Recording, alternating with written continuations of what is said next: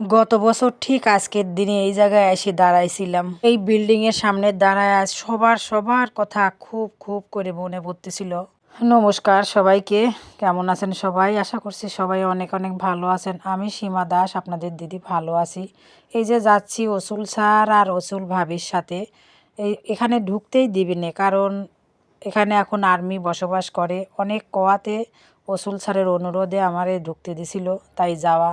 এই দিকে ছিল একটা বাংলো বাড়ি, এখানে এমডি থাকতো। যতই সামনের দিকে আগাচ্ছি কলোনির, ততই মানে মনের ভিতর অনেক কিছু উকি দিচ্ছে। এর দুই পাশ দিয়ে এত বিল্ডিং ছিল, সব বিল্ডিংগুলি ভাঙিয়ে ফেলাইছে। যাই হোক, আর্মিরা তাদের মতো করে ঘুরে নিচ্ছে এর ভিতরে। আর এই সাইডে একটা পুকুর ছিল, এই যে এই সাইডে এত মাছ চাষ হতো, আর এই পুকুরের মাছ এত স্বাদ ছিল। এখানে একটা বাড়ি ছিল, মানে টিন শেড বাড়ি। এখানে সিনিরুদ্দির সেই জায়গা যেখানে সিনিরুদ্দি মারা গেছিল আর কি।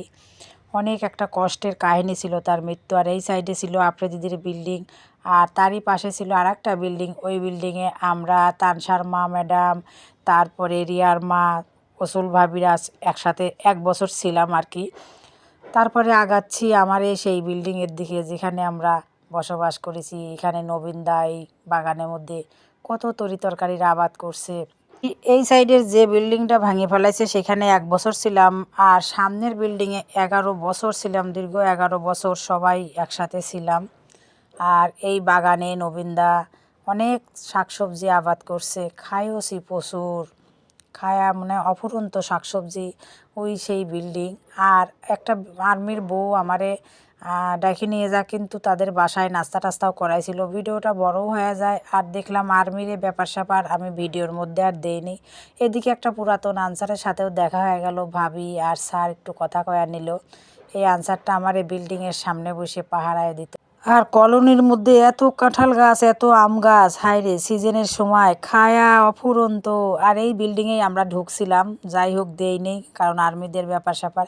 আর এখানে আমাদের ছাওয়ালপালগুলি ক্রিকেট খেলতো, তন্ময়, তাহি, তানসা।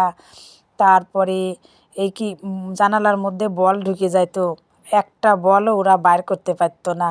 আর এই কাঁঠাল গাছটা ছিল কিন্তু তাজা, মারা গেছে।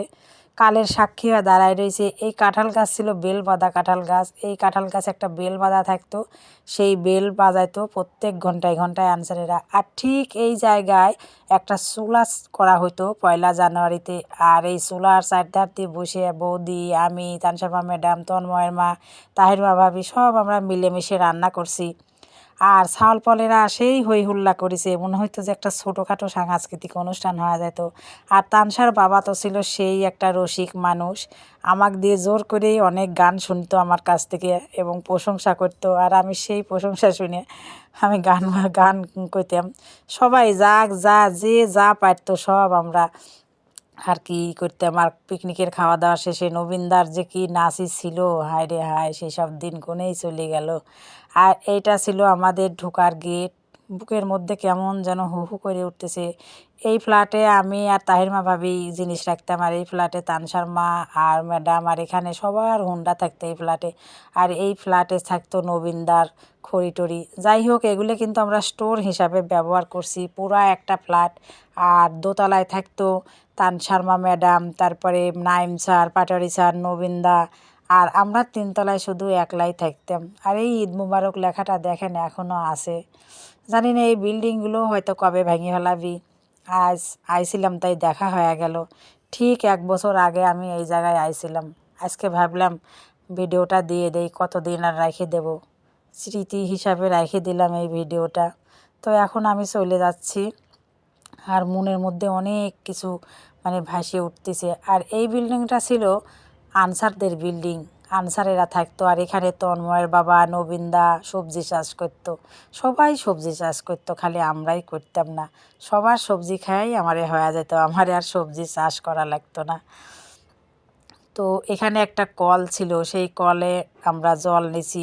বিকালবেলা হাঁটিয়ে এসে একটা শান পাড়া ছিল, সেই শানের বসে গল্প গুজব করে তারপরে জল নিয়ে যার যার মতো আমরা উপরে চলে গেছি। পরে অবশ্য নিজস্ব মোটর করে নেওয়ায় আমারে মোটরের জলই খাইছি। বিল্ডিংয়ের পাশেই ছিল মোটরটা। তো এখন চলে যাচ্ছি।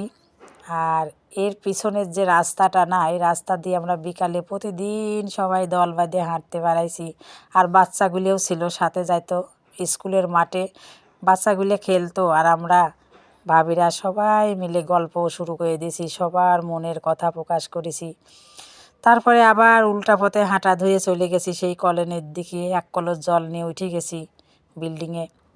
তো আজকে আর মনের মধ্যে অনেক কিছুই করছে, অনেক কিছু করার ছিল। তো সবাই ভালো থাকবেন, সবাইকে টাটা।